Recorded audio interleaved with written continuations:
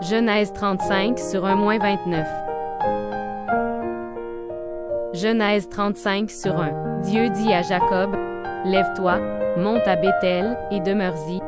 Là, tu dresseras un autel au Dieu qui t'apparut, lorsque tu fuyais Ésaü, ton frère. » Genèse 35 sur 2. Jacob dit à sa maison et à tous ceux qui étaient avec lui, « Ôtez les dieux étrangers qui sont au milieu de vous, purifiez-vous, et changez de vêtements. » Genèse 35 sur 3. Nous nous lèverons, et nous monterons à Béthel. Là, je dresserai un autel au Dieu qui m'a exaucé dans le jour de ma détresse, et qui a été avec moi pendant le voyage que j'ai fait. Genèse 35 sur 4.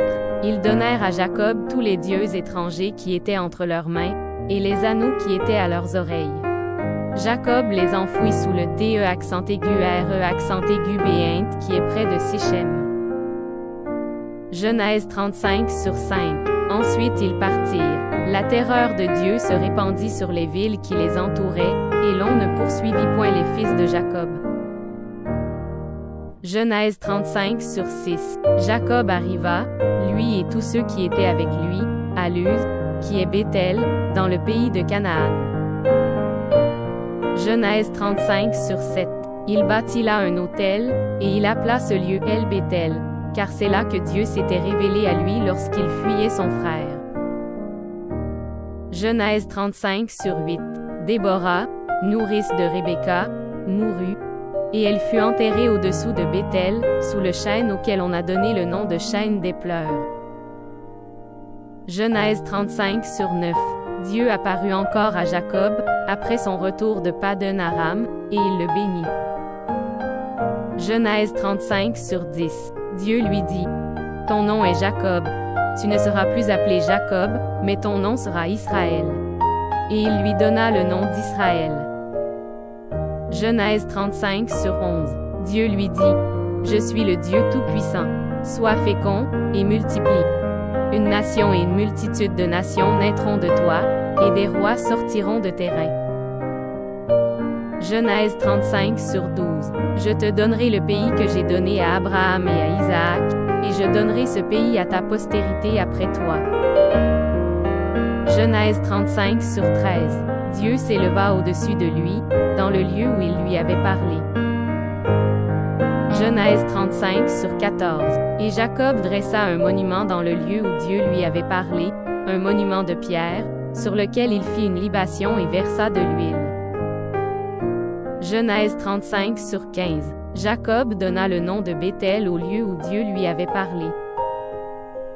Genèse 35 sur 16. Ils partirent de Béthel, et il y avait encore une certaine distance jusqu'à Ephrata, lorsque Rachel accoucha. Elle eut un accouchement pénible. Genèse 35 sur 17. Et pendant les douleurs de l'enfantement, la sage-femme lui dit, « Ne crains point, car tu as encore un fils. » Genèse 35 sur 18. Et comme elle allait rendre l'âme, car elle était mourante, elle lui donna le nom de Ben-Oni, mais le père l'appela Benjamin. Genèse 35 sur 19. Rachel mourut, et elle fut enterrée sur le chemin d'Ephrata, qui est Bethléem. Genèse 35 sur 20. Jacob éleva un monument sur son sépulcre, c'est le monument du sépulcre de Rachel, qui existe encore aujourd'hui. Genèse 35 sur 21. Israël partit, et il dressa sa tente au-delà de Migdol-Éder. Genèse 35 sur 22. Pendant qu'Israël habitait cette contrée, Ruben alla coucher avec Bila, concubine de son père. Et Israël l'apprit. Les fils de Jacob étaient au nombre de 12. Genèse 35 sur 23. Fils de Léa, Ruben, premier-né de Jacob, Siméon, Lévi, Juda, Issachar et Zabulon. Genèse 35 sur 24. Fils de Rachel, Joseph et Benjamin. Genèse 35 sur 25. Fils de Bila, servante de Rachel, Dan et Nephtali.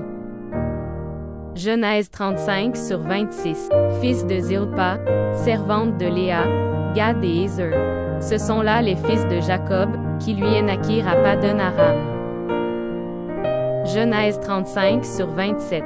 Jacob arriva auprès d'Isaac, son père, à Mamré, à Kirjat Arba, qui est Hébron, où avaient séjourné Abraham et Isaac. Genèse 35 sur 28. Les jours d'Isaac furent de 180 ans. Genèse 35 sur 29. Il expira et mourut, et il fut recueilli auprès de son peuple, âgé et rassasié de jours, et Ésaü et Jacob, ses fils, l'enterrèrent.